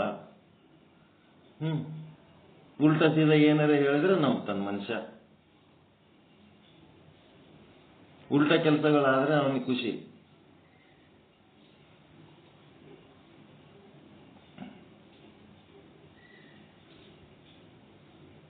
ನಾಯಿ ಯಾರಿಗಾರ ದಿನ ಕಚ್ಚವಲ್ರಿ? ಎಲ್ಲಾರ ಮನುಷ್ಯರಿಗೆ ನಾಯಿ ಕಚ್ಚಿರ್ತಾವಿಲ್ಲ? ಅದು ಯಾರಿಗೆ ಸುದ್ದಿ ಮಾಡ್ತಾರೆ ನಾಯಿ ಕಚ್ಚದಂತ ಹೇಳಿ? ನ್ಯೂಸ್ನಾಗ ಬರ್ತದನ್ರಿ ಟಿವಿ 9 ಏನಾರ ನಮ್ಗೆ ನಾಯಿ ಕಚ್ಚದ ಒಂದ್ ಸ್ವಲ್ಪ ನಮ್ಗೆ ರಿಪೋರ್ಟ್ ಮಾಡಪ್ಪ ಅಂದ್ರೆ ಮಾಡ್ತಾನೆ ನಾವು ಮಾಡಲ್ಲ. ಟಿವಿ 9 ನ್ಯೂಸ್ ಮಾಡ್ಬೇಕಾದ್ರೆ ಏನಾಗಬೇಕು, ಮನುಷ್ಯ ನಾಯಿ ಕಚ್ಚಬೇಕು. ಮನುಷ್ಯ ನಾಯಿ ಕಚ್ಚಿದ್ರೆ ಅವ ರಿಪೋರ್ಟ್ ಮಾಡ್ತಾನೆ. ಮನುಷ್ಯ ನಾಯಿಗೆ ಕಚ್ಚಿದ್ದಾನೆ ಅಂತೇಳಿ ಒದರ್ತಾರ ಅವ್ರು ಟಿವಿನವ್ರು. ನಾಯಿ ಮನುಷ್ಯ ಕಚ್ಚಿದ್ರು ನ್ಯೂಸ್ ಆಗಲ್ಲ, ಉಲ್ಟಾ ಮಾಡಿದ್ರೆ ನ್ಯೂಸ್. ಅದಕ್ಕೆ ನ್ಯೂಸ್ ಅಂತಾರ. ಉಲ್ಟಾ ಸೀದಾ ಇದ್ದದ್ ನ್ಯೂಸ್ ಮಾಡಂಗೇ ಇಲ್ಲ. ಇಂಥವೇನಾರ ಶುದ್ಧ ಬ್ರಹ್ಮಪೀಠದಾಗ ಪಾಠ ಗೀಟ ಹೇಳ್ತಿದ್ರೆ ಏನು ನ್ಯೂಸ್ ಆಗಂಗಿಲ್ಲ. ಇದನ್ನೇ ಏನಾರ ಲಪಡ ಮಾಡಿದೆ ಅಂದ್ರೆ ಬರ್ತಾರೆ ನೋಡವಾಗ.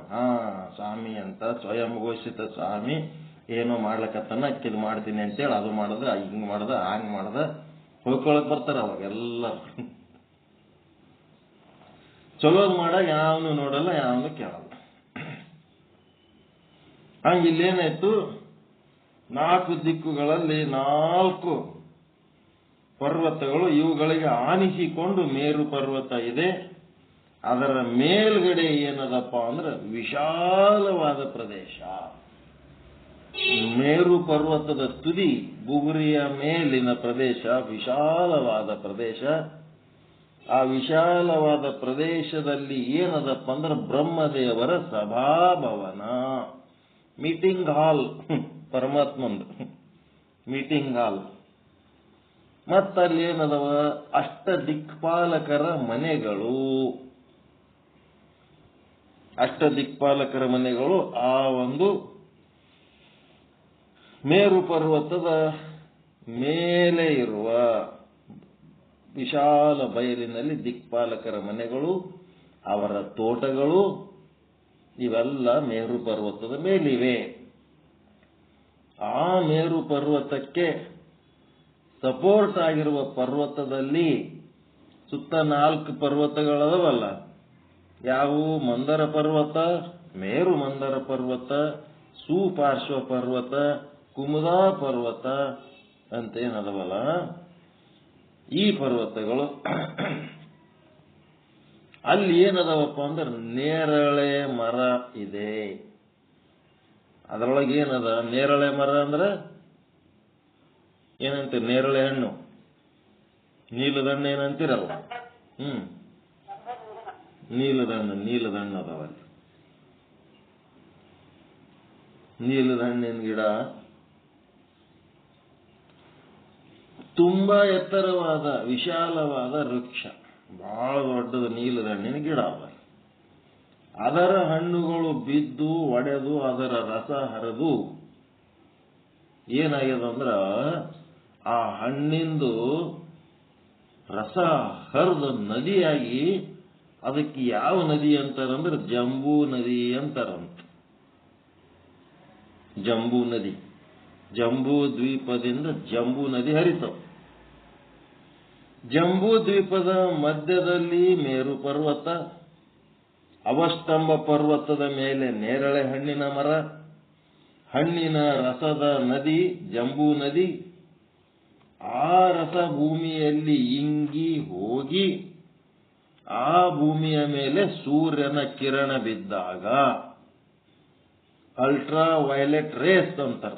ಆ ನದಿ ನೆಲದಾಗ ಹರಿದು ಆ ನೆಲ ಇಂಗುತ್ತದಲ್ಲ, ಆ ಭೂಮಿ ಮೇಲೆ ಸೂರ್ಯನ ಕಿರಣ ಬಿದ್ದಾಗ ಏನಾಗ್ತದಪ್ಪ ಅಂದ್ರೆ ಬಂಗಾರದ ಅದಿರು ತಯಾರಾಗ್ತದಂತ. ನಮ್ಮ ದೇಶದಾಗ ಬಂಗಾರ ಯಾಕೆ ಇಷ್ಟು ತಯಾರಾಗ್ತದ ಅಂತಂದ್ರ ಇಷ್ಟೆಲ್ಲ ಸಂಪತ್ತು ನಂಬಲ್ಲಿ ಅದ. ನೇರಳೆ ಹಣ್ಣಿನ ರಸ ಅದ, ಮಣ್ಣದ, ಸೂರ್ಯನ ಕಿರಣ ಅದ.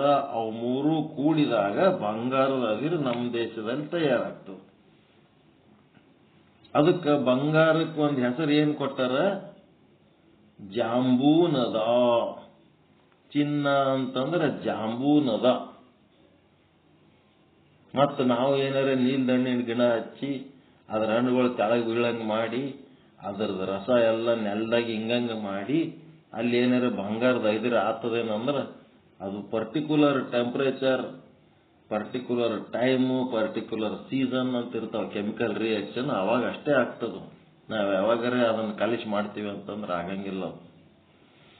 ಅದು ಏನು ಅನ್ನೋದು ಮತ್ತೆ ಸಂಶೋಧನಾತ್ಮಕವಾಗಿ ಡೀಪ್ ಆಗಿ ಹೋದ್ರೆ ಅವೆಲ್ಲ ಗೊತ್ತಾಗ್ತಾವ. ನಮಗದು ಬೇಕಾಗಿಲ್ಲಲ್ಲ. ಜಾಂಬೂನದ ಅಂದರೆ ಬಂಗಾರ, ಅದು ತಯಾರಾಗುವುದು ನಮ್ಮ ದೇಶದಲ್ಲಿ. ಇದನ್ನ ತಿಳಿಸಿಕೊಟ್ಟವ್ರು ಯಾರು? ಭಾಗವತ ನಿರೂಪಕರು. ಭಾಗವತ ಯಾರು ಹೇಳಕತ್ತಾರ?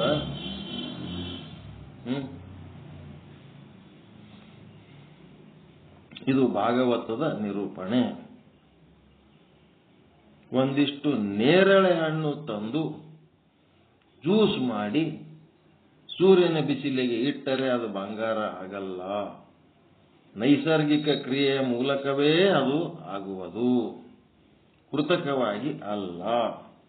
ಹಣ್ಣು ನೀವೇನರೇ ನೀಲದ ಹಣ್ಣು ತಗೊಂಡು ಒಂದಿಷ್ಟು ಮಣ್ಣು ತಗೊಂಡು ಕಲಿಸಿ ಸೂರ್ಯನ ಮುಂದೆ ಇಟ್ರಿ, ತಿನ್ನ ಹಣ್ಣು ಹಾಳ, ಮಣ್ಣು ಹಾಳ, ಬಂಗಾರ ಆಗಂಗಿಲ್ಲ. ಅದು ನ್ಯಾಚುರಲ್ ಆಗಿ ಆಗ್ತದ ಬಂಗಾರದಲ್ಲಿರು. ಭಗವಂತನ ಇಚ್ಛೆ ಮತ್ತು ಪ್ರಕೃತಿಯ ಲೀಲೆ.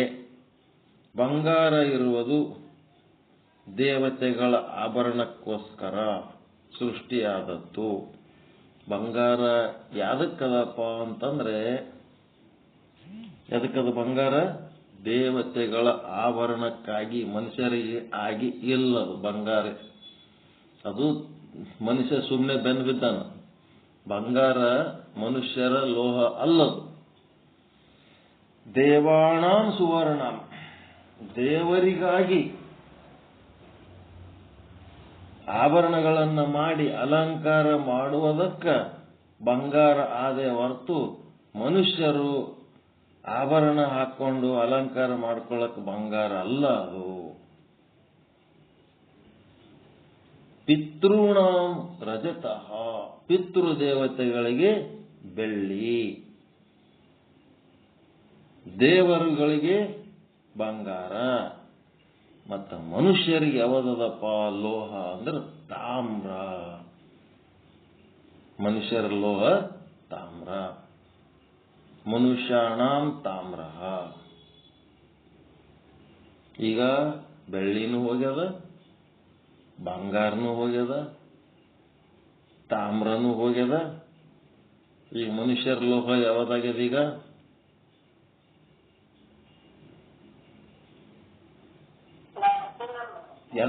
ಯಾವ ವಸ್ತುಗಳು ಬಹಳ ಬಳಸ್ತೀರಿ? ಪ್ಲಾಸ್ಟಿಕ್. ಮುಂಜಾನೆ ಸಂಜೆ ತನಕ ಪ್ಲಾಸ್ಟಿಕ್ನಾಗ ಇರ್ತೀವಿ. ಹಿಂಗಾಗಿ ಈಗಿನ ಪ್ಲಾಸ್ಟಿಕ್ಕೇ ಮನುಷ್ಯಂದು ಲೋಹ ಆಗಿ ಕುಂತ್ಬಿಟ್ಟ. ಮೇರು ಪರ್ವತದ ಸುತ್ತಲೂ 9 ಖಂಡಗಳಿವೆ. ಮೇರು ಪರ್ವತದ ಸುತ್ತಲೂ ಚಚ್ಚೌಕಾಕಾರವಾದ ಇಲಾವೃತ ಖಂಡ. ಮಹಾರುದ್ರ ದೇವರು ಖಂಡಾಧಿಪತಿಗಳು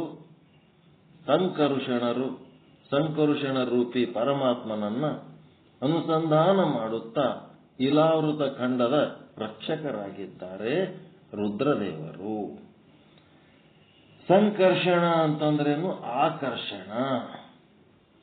ಅಹಂಕಾರದ ಸಂಸ್ಕಾರ.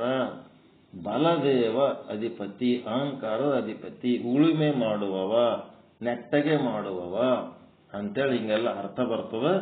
ಮೇರು ಪರ್ವತದ ದಕ್ಷಿಣಕ್ಕೆ ಬಂದ್ರೆ ಹರಿವರ್ಷ ಖಂಡ, ಕಿಂಪುರುಷ ಖಂಡ.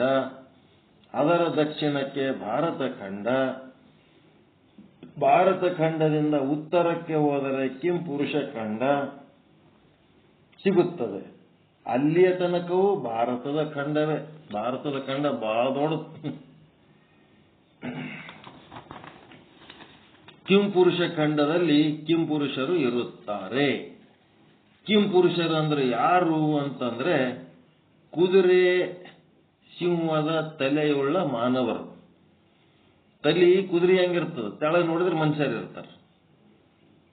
ತಲೆ ನೋಡಿದ್ರೆ ಸಿಂಹದ್ದಿರ್ತದೆ, ತೆಳಗೆ ನೋಡಿದ್ರೆ ಮನುಷ್ಯರಿರ್ತಾರೆ. ಇವರಿಗೆ ಕಿಂಪುರುಷರು ಅಂತಾರೆ. ಮತ್ತೆ ಕಿನ್ನರರು ಅಂತಂದ್ರೆ ಯಾರು? ಕಿನ್ನರರು ಅಂದ್ರೆ ಯಾರಿಗೆ ಅಂತಾರೆ ಗೊತ್ತದೇನಿದು? ಈಗ ಮಂಗಳಮುಖಿಯರು ಅದರಲ್ಲ, ಸ್ತ್ರೀ ಪ್ರವೃತ್ತಿ ಉಳ್ಳ ಪುರುಷರು, ಪುರುಷ ಪ್ರವೃತ್ತಿ ಉಳ್ಳ ಸ್ತ್ರೀಯರು. ಹೆಣ್ಮಕ್ಳಿಗತ್ಲೆ ಕಾಣಿಸ್ತಾರ, ಅವ್ರ ಗಂಡಸರಾಗಿರ್ತಾರ. ಗಂಡಸರಾಗತ್ಲೆ ಕಾಣ್ತಾರ, ಹೆಣ್ಮಕ್ಳಾಗಿರ್ತಾರ. ಇವ್ರಿಗೇನಂತಾರ? ಕಿನ್ನರರು, ಕಿನ್ನರಿಯರು ಅಂತಾರ. ಮತ್ತ ಕಿನ್ನರಿ ವಾದ್ಯ ಅಂತ ಒಂದು ಬರ್ತದ, ಅದು ತಂತಿ ವಾದ್ಯ. ನಾಟ್ಯ ಸಂಗೀತ ಪ್ರೇಮಿಗಳು ಅದನ್ನ ಬಳಸ್ತಾರ.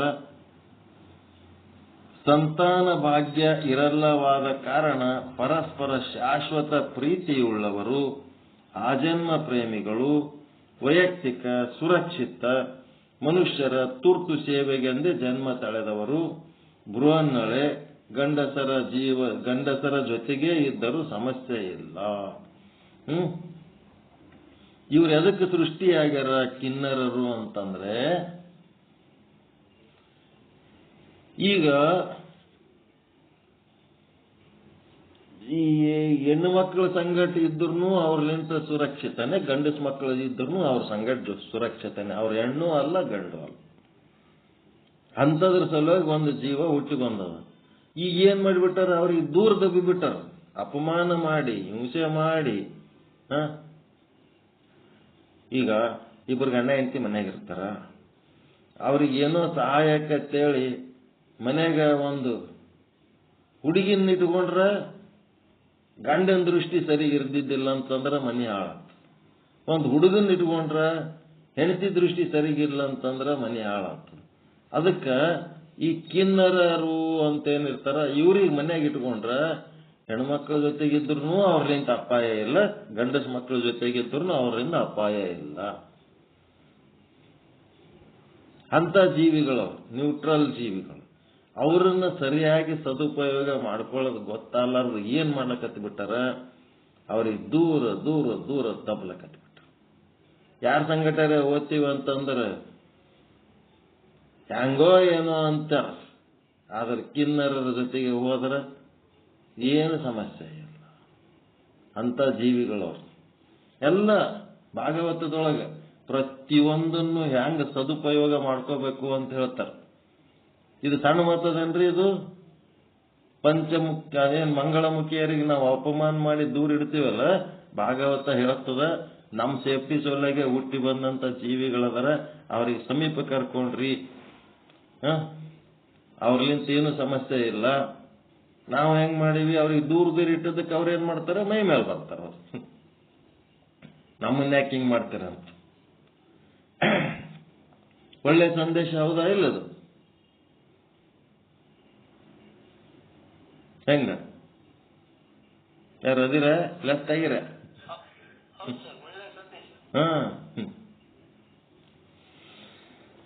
ಅದಕ್ಕೆ ಪರಸ್ಪರ ಶಾಶ್ವತವಾದ ಪ್ರೀತಿ ಉಳ್ಳವರವರು, ಆಜನ್ಮ ಪ್ರೇಮಿಗಳು, ವೈಯಕ್ತಿಕವಾಗಿ ಸುರಕ್ಷಿತವಾಗಿ ಮನುಷ್ಯರ ತುರ್ತು ಸೇವೆಗೆಂದೇ ಜನ್ಮ ತಳೆದವರು, ಬೃಹನ್ನಳೆ ಪಾತ್ರ ವಹಿಸಿ ಅರ್ಜುನ ಅಲ್ಲಿ ಒಂದು ರಾಣಿ ಬಲ್ಲಿ ಸೇವೆ ಮಾಡ್ತಾನೆ. ಒಂದು ಕಾಲಕ್ಕ ಗಂಡಸರ ಜೊತೆಗಿದ್ದರೂ ಸಮಸ್ಯೆ ಇಲ್ಲ, ಹೆಂಗಸರ ಜೊತೆಗಿದ್ದರೂ ಸಮಸ್ಯೆ ಇಲ್ಲ. ಕಿಂಪುರುಷ ಖಂಡದ ಆಚೆಗೆ ಇರುವುದು ಹರಿವರ್ಷ ಖಂಡ. ಮೇರು ಪರ್ವತದ ಉತ್ತರಕ್ಕೆ ರಮ್ಯಕ, ಹಿರಣ್ಮಯ, ಉತ್ತರ ಕುರುಖಂಡ ಅಂತ 3 ಖಂಡಗಳಿವೆ. ಮೇರು ಪರ್ವತದ ಅಕ್ಕಪಕ್ಕದಲ್ಲಿ 2 ಖಂಡಗಳಿವೆ. ಒಂದು ಭದ್ರಾಶ್ವ ಖಂಡ, ಇನ್ನು ಒಂದು ಕೇತು ಮಾತಾ ಖಂಡ. ಭದ್ರಾಶ್ವ ಖಂಡದಲ್ಲಿ ಪರಮಾತ್ಮನಿದ್ದಾನೆ, ಹಯಗ್ರೀವ ರೂಪಿ ಪರಮಾತ್ಮ ಇದ್ದಾನೆ. ಕೇತು ಮೂಲ ಖಂಡದಲ್ಲಿ ಪ್ರದ್ಯುಮ್ನ ರೂಪಿ ಪರಮಾತ್ಮ ಇರುತ್ತಾನೆ. ಹರಿವರ್ಷದಲ್ಲಿ ನರಹರಿ ನರಸಿಂಹದೇವರು, ಕಿಂಪುರುಷ ಖಂಡದಲ್ಲಿ ರಾಮದೇವರು, ಭರತ ಖಂಡದಲ್ಲಿ ನರನಾರಾಯಣ, ಬದರೀಕಾಶ್ರಮದಲ್ಲಿ ಇರುವ ನಾರಾಯಣನೇ ಭಾರತ ಖಂಡದ ಮುಖ್ಯ ದೇವರು. ರಮ್ಯಕದಲ್ಲಿ ಮತ್ಸ್ಯರೂಪಿ, ಹಿರಣ್ಮಯದಲ್ಲಿ ಕೂರ್ಮರೂಪಿ, ಉತ್ತರ ಕುರು ಖಂಡದಲ್ಲಿ ವರಾರೂಪಿ ಪರಮಾತ್ಮ ಈ ರೀತಿ ಇದ್ದಾರೆ. ಈ ರೀತಿ ನವಖಂಡಗಳು ಏನಾಗ್ಯವ? ಆ ಖಂಡದಲ್ಲಿ ಆ ಪರಮಾತ್ಮನೇ ಬೇರೆ ಬೇರೆ ರೂಪದಲ್ಲಿದ್ದು ಆ ಖಂಡಗಳನ್ನ ರಕ್ಷಣೆ ಮಾಡ್ತಾ ಇದ್ದಾನೆ. ಅದಕ್ಕೆ ಒಂದೊಂದು ಖಂಡದಲ್ಲಿ ಒಬ್ಬೊಬ್ಬ ಇದ್ದಾನೆ ಅನ್ನೋದು ಹೇಳಿದ್ರು. ಒಬ್ಬೊಬ್ಬ ಭಕ್ತ ಉಪಾಸಕನಾಗಿದ್ದಾನೆ. ಅದಕ್ಕೆ ನವಖಂಡಗಳು, ಅದರೊಳಗಿರುವ ಭಗವಂತನ ರೂಪಗಳು ಮತ್ತು ಅಲ್ಲಿ ಉಪಾಸಕರು. ಈಗ ಹೆಂಗಂದ್ರೆ ಭಾರತ ಖಂಡದಾಗ ಏನ್ ಹೇಳಿದ್ರು? ಬದರಿ ನಾರಾಯಣ, ನರನಾರಾಯಣ, ಇದೇನು ಭಗವಂತನ ರೂಪ. ಮತ್ತ ಇಲ್ಲಿ ಒಬ್ಬ ಉಪಾಸಕ ಯಾರು? ನಾರದ ಋಷಿ ಭಾರತದೊಳಗೆ. ಮುಂದೆ ಕಿಂಪುರುಷ ಖಂಡ, ಅಲ್ಲಿ ಪರಮಾತ್ಮನ ರೂಪ ಯಾವುದು? ಶ್ರೀರಾಮ. ಮತ್ತ ಅಲ್ಲಿ ಉಪಾಸಕ ಯಾರು? ಹನುಮಂತ. ಹಿಂಗ ನವಖಂಡಗಳಲ್ಲಿ 9 ಖಂಡಗಳಲ್ಲಿ 9 ದೇವರ ರೂಪಗಳದವ ಮತ್ತು 9 ಜನ ಉಪಾಸಕರದ.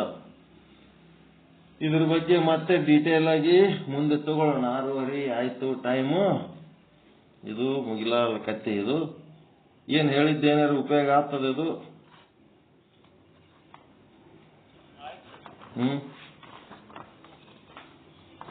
9 ಖಂಡಗಳು ಏನೇನವ, ಹೆಂಗದವ?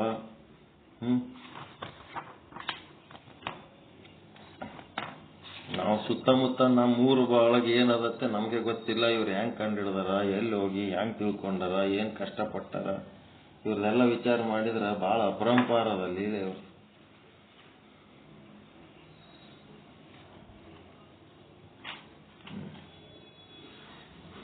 ಯಾರೇನ್ ಹೇಳೋದ್ ಮಾಡ್ಬೇಕ? ಏನಾರೇ ಪ್ರಶ್ನೆ, ಸಂದೇಹ, ಸಮಾಧಾನ?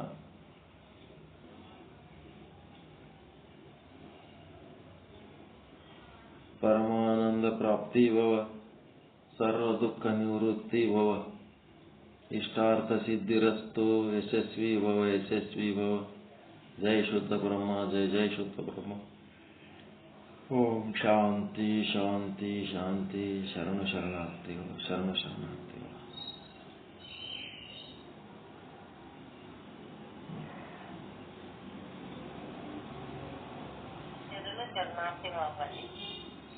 ಶರಣಾರ್ಥಿ ತಾಯಿ.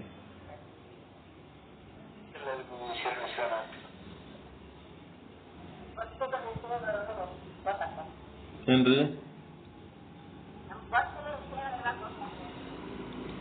ಇಡೀ ಬ್ರಹ್ಮಾಂಡ ವಿಷಯ ತಿಳಿಸಿ ಪರಮಾತ್ಮ ಎಷ್ಟು ಅದ್ಭುತ ಅಗಾಧವಾದಂತ ಸೃಷ್ಟಿ ಮಾಡ್ಯಾನ, ಸೃಷ್ಟಿ ಆಗ್ಯಾನ ಅನ್ನೋಂತ ತಿಳಿಸ್ಲಕತ್ತಾರ. ಮೊದಲ ದೊಡ್ಡದು ತಿಳಿಸಿ ನೋಡ್ರಿ ಪರಮಾತ್ಮ ಎಂತ ತಯಾರು ಮಾಡ್ಯಾನ ನೋಡು ಅಂತ ಹೇಳ್ತಾರ. ಈಗ ನಮ್ಗ ಸಣ್ಣ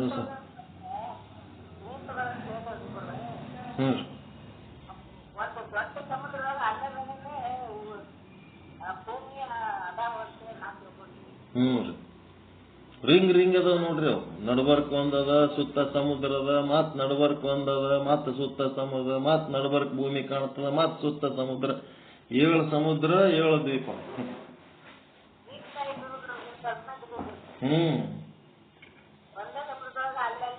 ಅಲ್ಲೊಂದು ಇಲ್ಲೊಂದು ಅದಾವ. ನಾವು ಹಂಗೆ ತಿಳ್ಕೊಂಡಿದ್ದೆವು. ಹಿಂಗದ ಅಂತ ಸುತ್ತ ಅಂತ.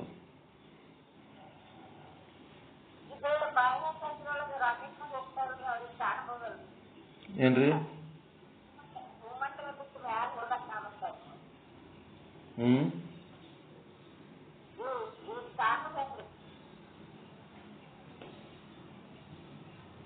ನೀವೇನ್ ಕೇಳ್ತೀರಿ? ಯಾಕೋ ಮೊಬೈಲ್ ಸೌಂಡ್ ಕ್ಲಿಯರ್ ಬರೋಲ್ಲ.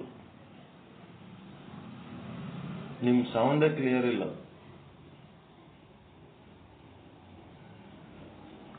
ಏನಂದ್ರಿ? ಏನ್ ನನ್ ಕೇಳಕತ್ತೀರ, ಹೇಳಕತ್ತೀರ?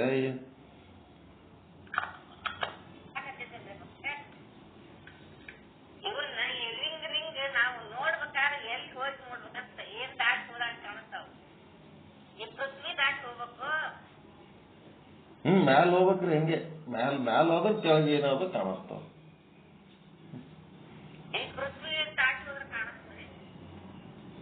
14 ಲೋಕಗಳ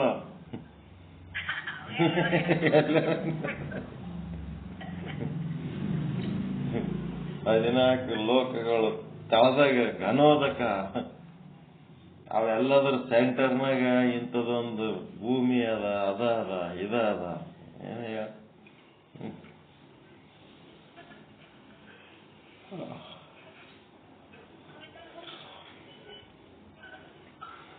ನಮಗ್ ಗೊತ್ತಿಲ್ಲದ್ದು ಅಲ್ಲಿ ಗಳಿಬಾರ್ದು, ನಮ್ಗೆ ಗೊತ್ತಿದ್ದೇ ಸತ್ಯ ಅಂತೇಳಿ ಗಟ್ಟಿಯಾಗಿ ಹಿಡ್ಕೋಬಾರ್ದು ಅಂತ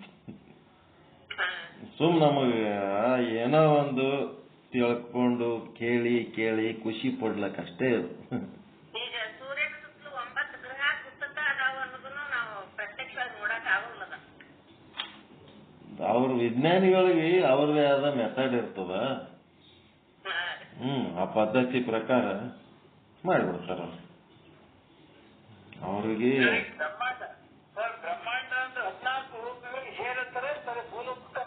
ಎಲ್ಲ ಕೂಡಿರಿ 14 ಲೋಕ ಸೇರೆ ಅಂತಾರ.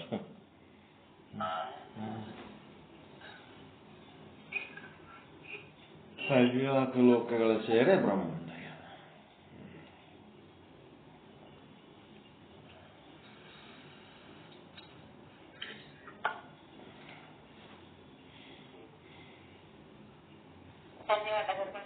ಧನ್ಯವಾದ. Thank you. ಒಳ್ಳೆಯದ. ಶರಣ.